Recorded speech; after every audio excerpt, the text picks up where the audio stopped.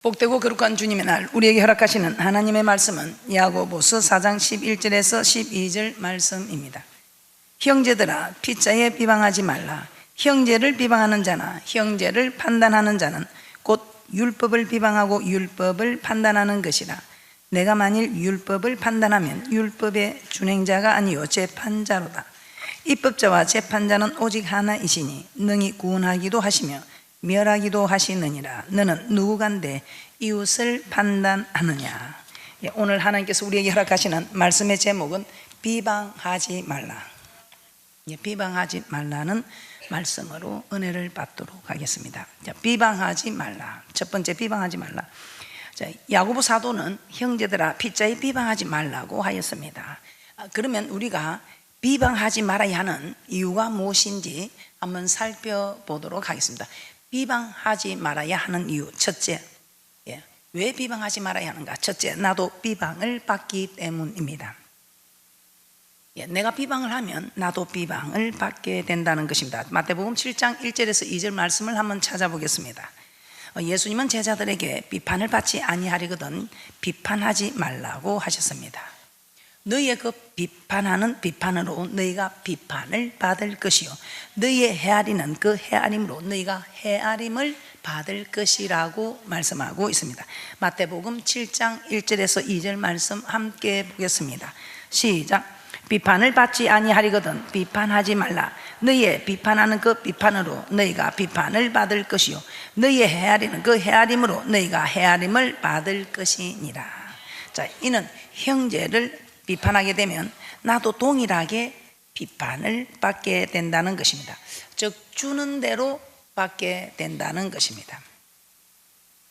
자, 내가 이웃을 비방하면 나도 비방을 받게 되고 또 내가 이웃을 판단하고 정죄하면 나도 판단을 받고 정죄를 받게 된다는 것입니다.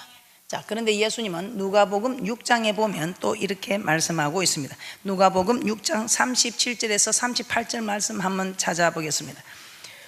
비판하지 말라. 그리하면 너희가 비판을 받지 않을 것이요 정죄하지 말라. 그리하면 너희가 정죄를 받지 않을 것이요 용서하라.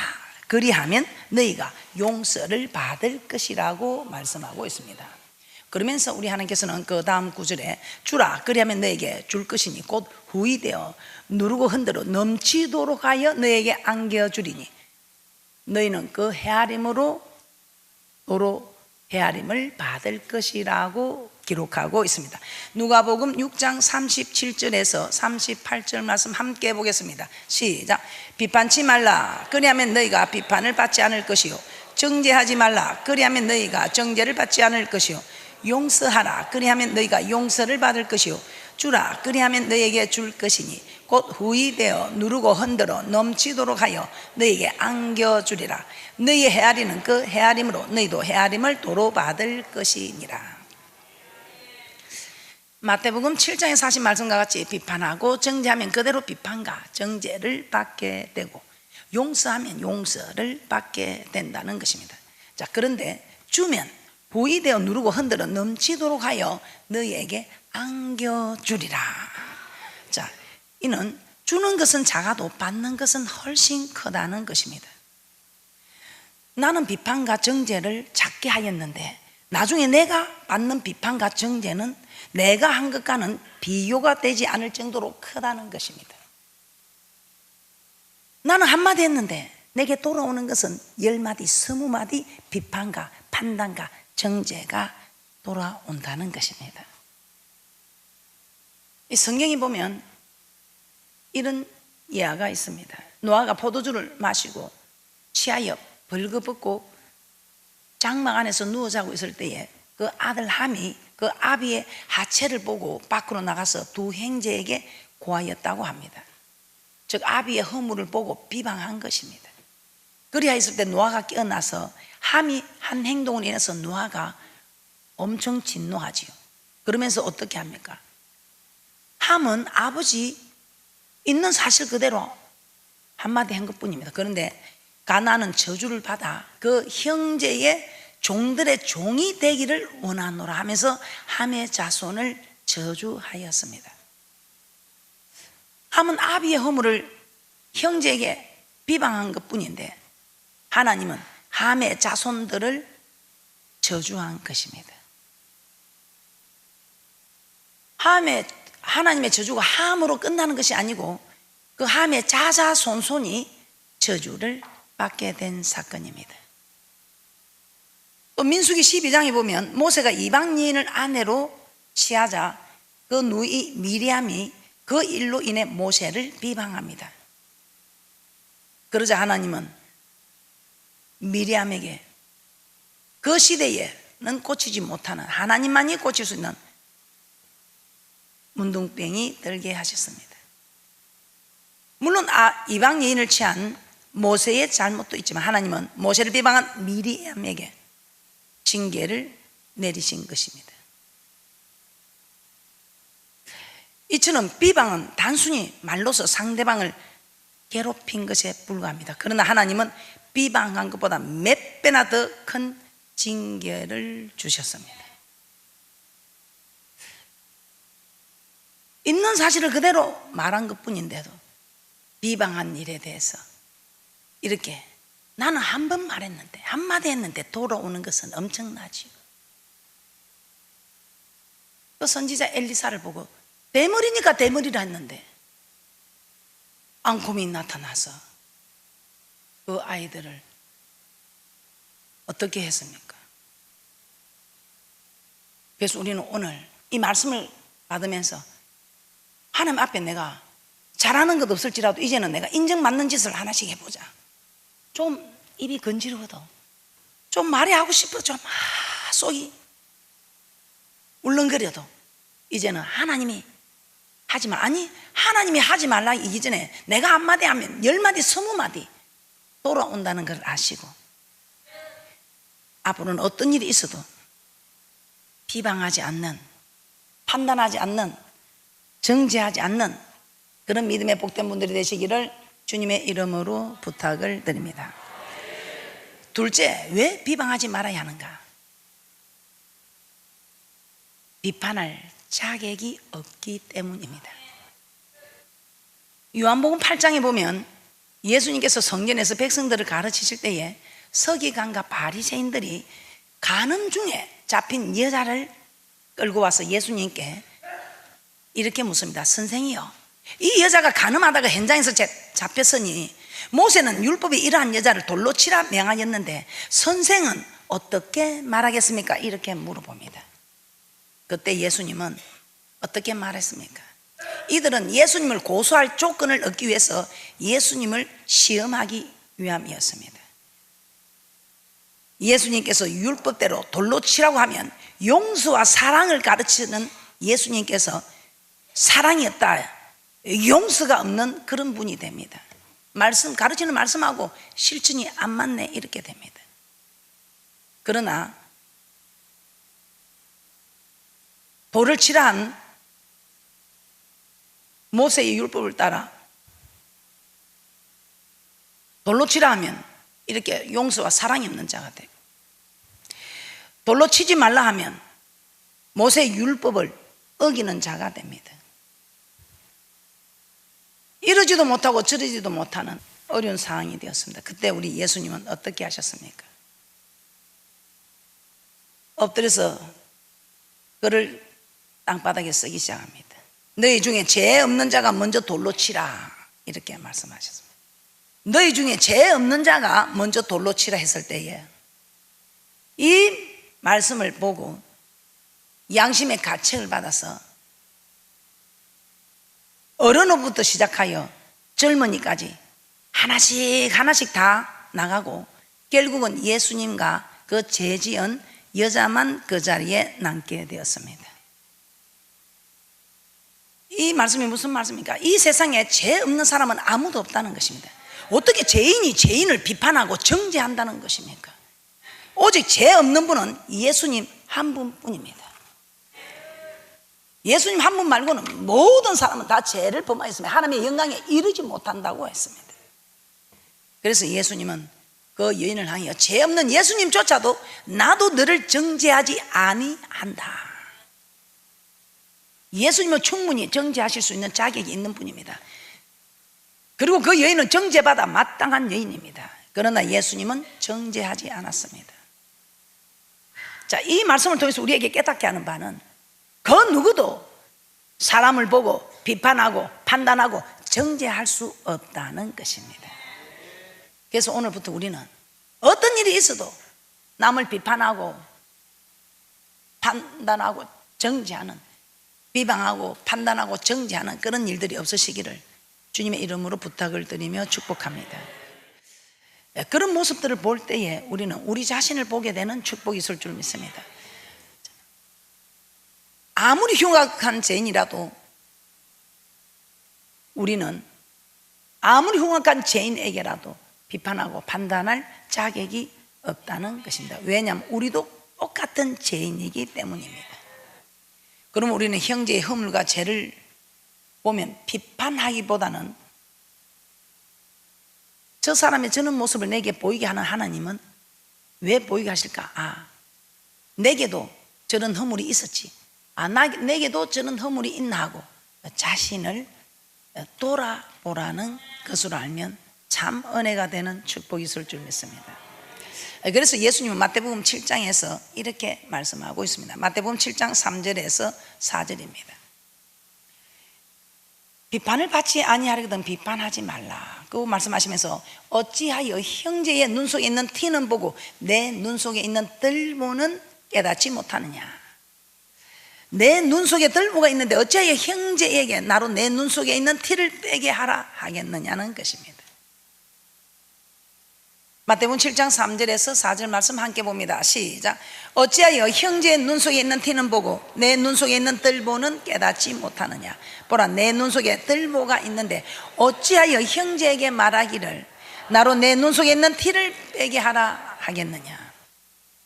저 형제의 허물과 죄가 보인다면 나에게는 그보다도 더 큰 허물과 죄가 있다는 것을 알아야 한다는 것입니다. 그러므로 우리는 형제의 허물과 죄를 보고 비판하고 정죄할 수 없다는 것입니다.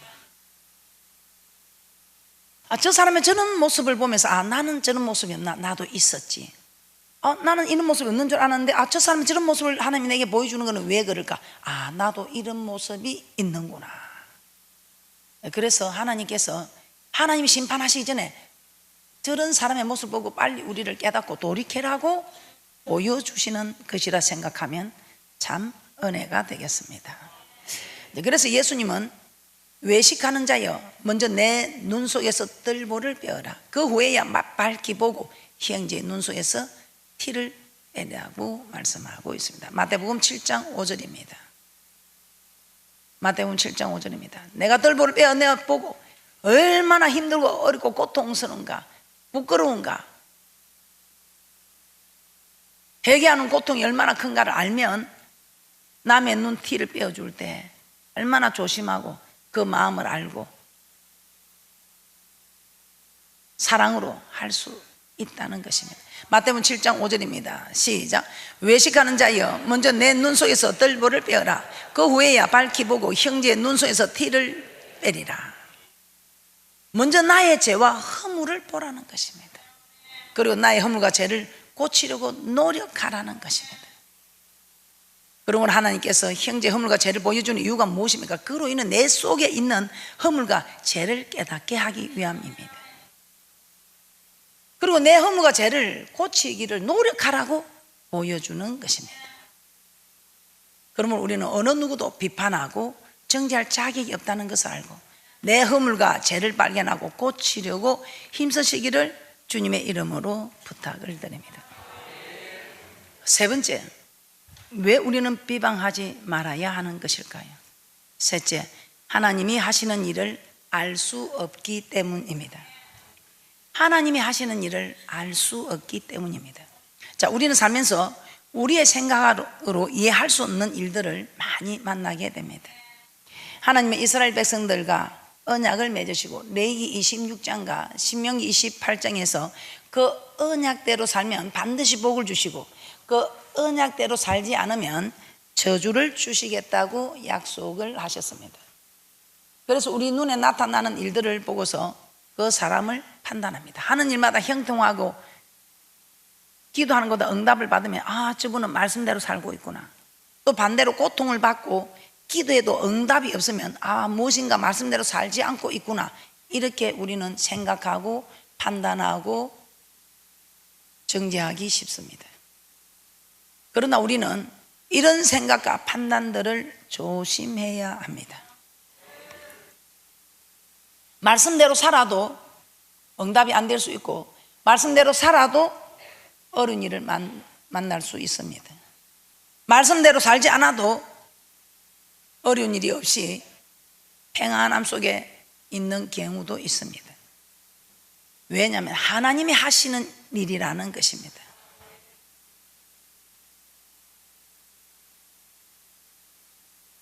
성경에 사도 바울의 예를 한번 살펴보겠습니다. 사도 바울은 이방인들에게 복음을 전하기 위해 많은 교회를 개척하였고 서신서의 3분의 1을 기록한 그런 위대한 사도입니다.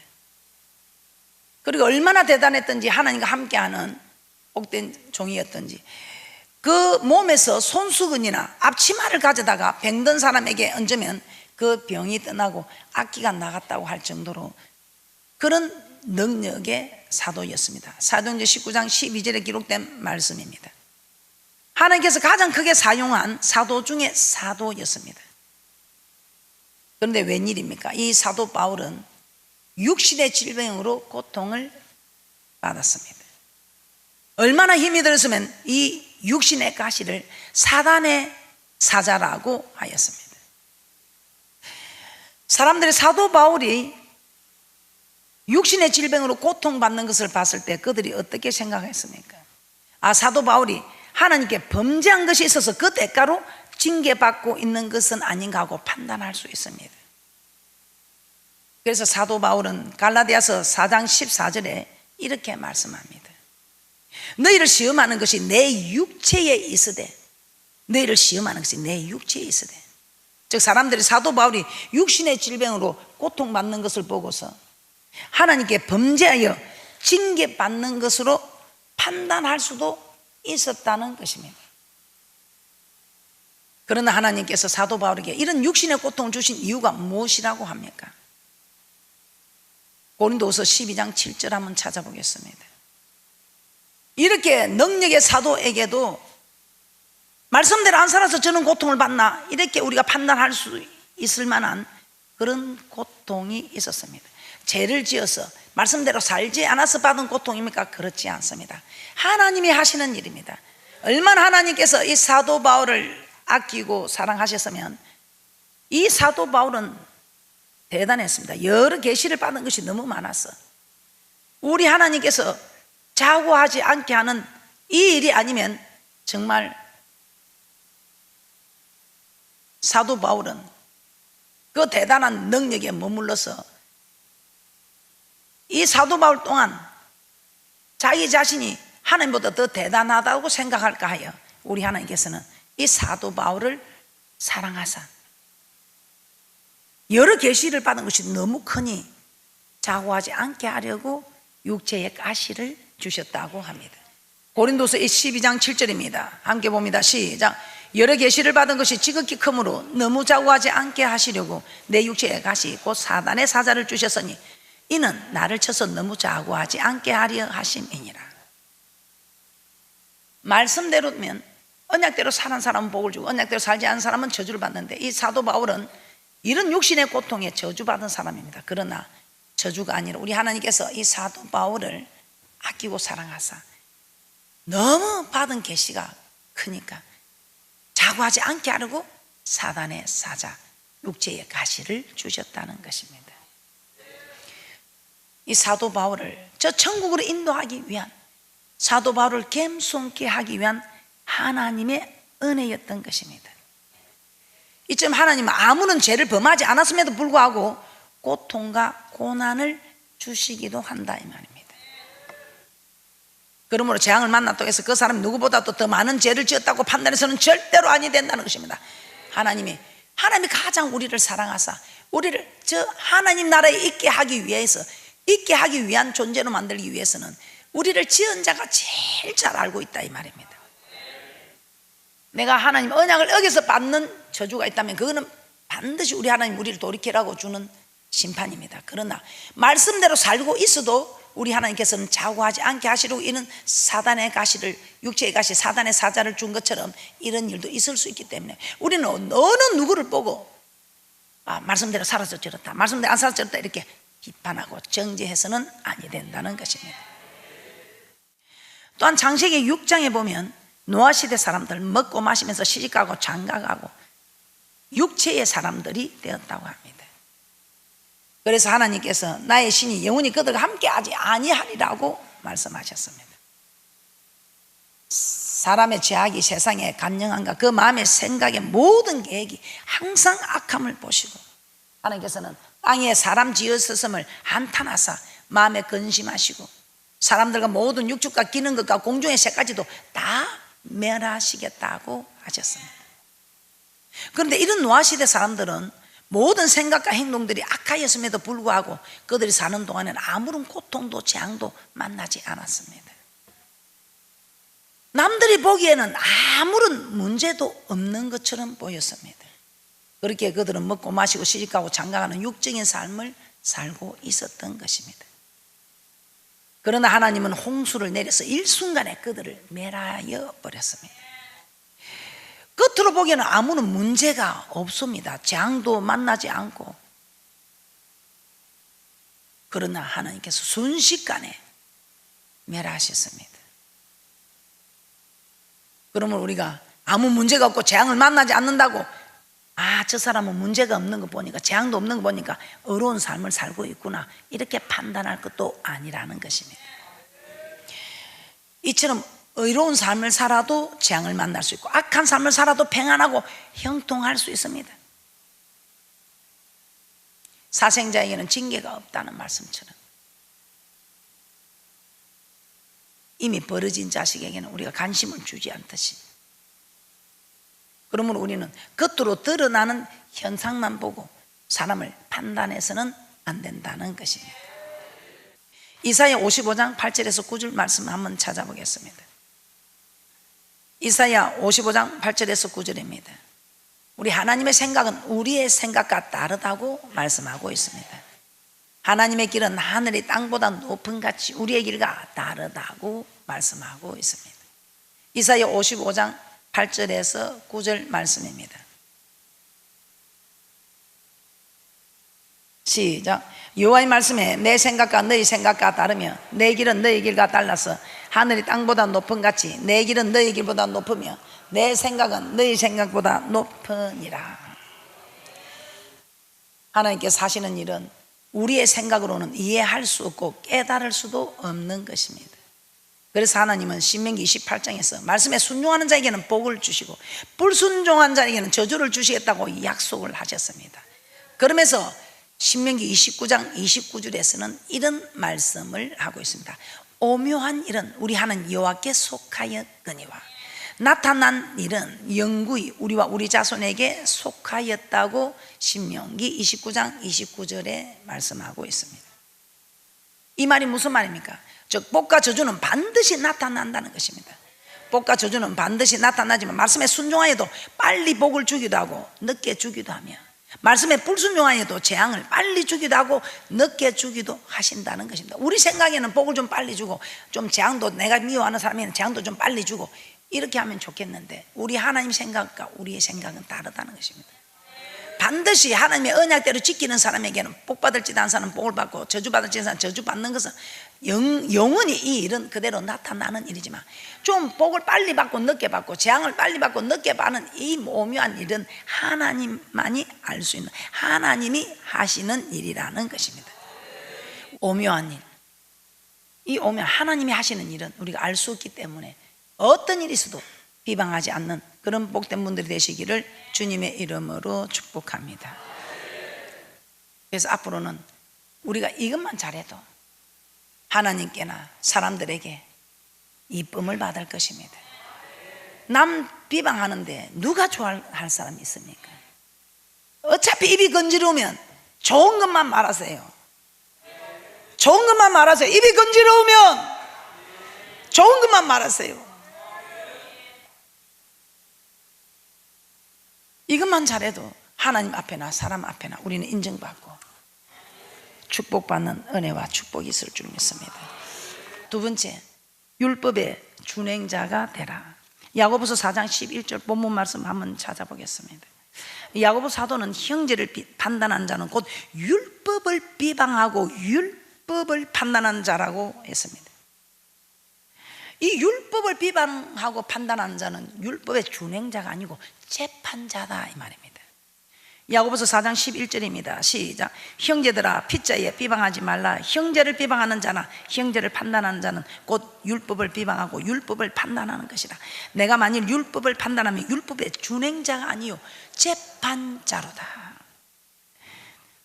이는 곧 우리는 율법의 준행자가 되어야 한다는 것입니다. 대부분 사람들은 이웃의 허물이나 약점 보면 비방하거나 판단하기 쉽습니다. 그러나 하나님은 이웃을 내 몸과 같이 사랑하라고 하셨습니다. 내 몸같이 사랑하라. 그래서 이 사랑이 뭡니까? 허다한 허물을 덮는 거. 아, 저 사람이 지은 죄 나도 본 게 지었다. 저 사람이 지은 죄 나도 지을 수 있다. 그래서 니나 내나 똑같다. 니는 그 죄가 있지만 내는 또 다른 죄가 있다. 그래 우리는 다 같은 죄인들끼리 서로 덮어주자 이 말입니다. 나도 덮어줘야 저도 나를 덮어주지. 내가 확 뒤집었는데 그 사람이 내 것 덮어주겠습니까? 이웃의 허물과 약점을 보고 비방하거나 판단하지 말고 그 허물과 약점을 덮어주자는 것입니다. 이 사랑이 보면요, 부모 사랑이 내리 사랑이라고 하죠. 부모님들이 자녀를 자모냐 자모해도 그 사랑하는 자녀가 허물 어디 가서 말합니까? 안 하지요. 어떤 분이 그러더라고. 남편 허물을 드러내는 여자는 있어도 자식 허물 드러내는 엄마는 없대요. 그만큼 자기 몸에서 난 분신인 자식 사랑하는 마음에 사랑하니까 그 자식이 허물이 없어 말 안 하겠어요. 허물을 절대 드러내지 않는 것은 남편도 사랑하지만 남편 사랑하고 이 자녀 사랑은 또 다르지요. 그리고 하나님 이스라엘 백성에게 내 형제를 마음으로 미워하지 말라고 했습니다. 그리고 원수를 갚지 말고 동포를 원망하지 말고 이웃사랑이 내 몸과 같이 하라. 레위기 19장 17절에서 18절 말씀 한번 보겠습니다. 레위기 19장 17절에서 18절 말씀입니다. 그래서 여러분 마음에 미워하는 행자 있는 이것도 여러분 기도하셔서 물리쳐야 됩니다. 원망할 일이 있어도 원망도 하지 말고. 레위기 19장 17절에서 18절입니다. 함께 봅니다. 시작. 너는 내 형제를 마음으로 미워하지 말며 이웃을 인하여 죄를 당치 않도록 그를 반드시 책선하라. 원수를 갚지 말며 동포를 원망하지 말며 이웃 사랑하기를 내 몸과 같이 하라. 나는 여호와니라. 나에게 잘못을 행한 사람이라 할지라도 그를 미워하거나 비방하지 말라는 것입니다. 원수를 갚겠다고 해서도 안 된다는 것입니다. 왜냐하면 자기 자신을 위해서 미워하고 용서 못한다고 내가 원수를 갚아야 하면 때가 썩는 고통이라. 이런 사람이 암이 잘 걸린대요. 그래서 내게 죄지은 자 그 사람이 이뻐서가 아니고 내가 살기 위해서 그런 마음 가지지 말라는 겁니다. 라고 하나님이 미워하지 말고 비방하지 말라고 하지 말라는 겁니다. 왜? 내가 안 해도 내가 하면 하나님이 네가 내보다 더 잘하네 하고 놔두는데 내가 안 하면 하나님이 해주신다 이 말입니다. 로마서 12장 19절입니다. 우리가 비방도 잘하고 정죄도 잘하고 판단도 잘하고 잘 싸우면 하나님 우리 대신 안 해주셔요. 그런데 우리가 못하고 있으면 하나님이 우리를 대신해서 우리 원수를 갚아준다 이 말입니다. 내가 원수를 갚겠다고 하면요 하나님이 안 나서신다니까요. 내가 원수를 갚지 않고 미워하지 마서 미워하지 않고 비방하지 않고 있으면 하나님이 원수를 갚아준다니까요. 로마서 12장 19절입니다. 함께 봅니다. 시작. 내 사랑하는 자들아 너희가 친히 원수를 갚지 말고 진노하심에 맡기라. 기록되었으되 원수 갚는 것이 내게 있으니 내가 갚으리라고 주께서 말씀하시니라. 내가 원수를 갚겠다고 나서면 또 나를 내게 또 원수가 되어서 또 내게 원수를, 그리고 자꾸 원수는 원수를 갖고 원수는 원수 복수 열전이 계속됩니다. 그런데 어떤 분이 그래요. 진정한 복수는 용서하는 것이다. 그래서 용서함으로 딱 그 대를 끊어버려야 됩니다. 사람끼리 싸우는 대는 끊어버리면 하나님이 역사하신지 않아요. 하나님이 대신 원수가 되어서 하나님이 복 줄 자 복 주고 저주할 자 저주하시고 하나님이 하신다 이 말이에요. 원수 갚는 것은 하나님께 맡겨야 합니다. 자, 다윗이 그랬습니다. 다윗은 잠자고 있는 사울을 만났을 때 다윗의 사람들은 사울을 죽이게 해달라고 했습니다. 그러나 다윗은 여호와의 기름 부음 받은 자니 그런 자를 치면 죄가 없겠느냐 하면서 치지 못하게 합니다. 죽이지 못하게 한다 이 말입니다. 사무엘상 26장 9절 10절입니다. 그러면서 내가 죽이면 또 그 자손들이 또 나를 죽이게 되고 또 그 일을 통해서 누군가가 내게 또 원수를 갚을 일이 생기겠지만 죽이면 하나님이 하지 말라는 거 하지 마라. 그러면 하나님이 친히 나서서 원수가 되어주 내 대적이 되어주신다 이 말입니다. 자, 사무엘상 26장 9절에서 10절입니다. 우리 하나님께서 대적이 되어주시면 확실하게 원수를 갚아주십니다. 사무엘상 26장 9절에서 10절 함께 봅니다. 시작. 다윗이 아비새에게 이르되 죽이지 말라. 누구든지 손을 들어 여호와의 기름 부음을 받은 자를 치면 죄가 없겠느냐. 또 가로되 여호와께서 사시거니와 여호와께서 그를 치시리니 혹 죽을 날이 이르거나 혹 전장에 들어가서 망하리라. 다윗은 사울을 죽일 수도 있었습니다. 그러나 다윗은 사울을 죽이지 않았습니다. 사울을 죽이고 살리는 것은 하나님께서 하실 일이라며 심판을 하나님께 맡겼습니다. 그리고 그는 여호와의 기름 부은 자를 치지 말라는 하나님 말씀에 순종하여 사울을 죽이지 않았습니다. 이 말은 다윗은 심판은 여호와께 맡기고 그는 다만 율법의 준행자가 되었다 이 말입니다. 그래야 할 때 사무엘상 31장에서 사울은 블레셋과의 전장에서 죽임을 당했습니다. 그리고 다윗은 이스라엘 왕이 되었습니다. 그래서 마태복음 5장 44절에 이렇게 말씀합니다. 예수님은 너희 원수를 사랑하며 너희를 핍박하는 자를 위하여 기도하라고 합니다. 마태복음 5장 44절입니다. 시작. 나는 너희에게 이르노니 너희 원수를 사랑하며 너희를 핍박하는 자를 위하여 기도하라. 사도 바울은 너희를 핍박하는 자를 축복하고 저주하지 말라고 말씀합니다. 더 나아가 원수가 줄이거든 먹이고 목마르든 마시라. 그리함으로 내가 숯불을 그 머리에 쌓아 놓으리라. 악에게 지지 말고 선으로 악을 이기라고 로마서 12장 20절에서 21절에서도 말씀하고 있습니다.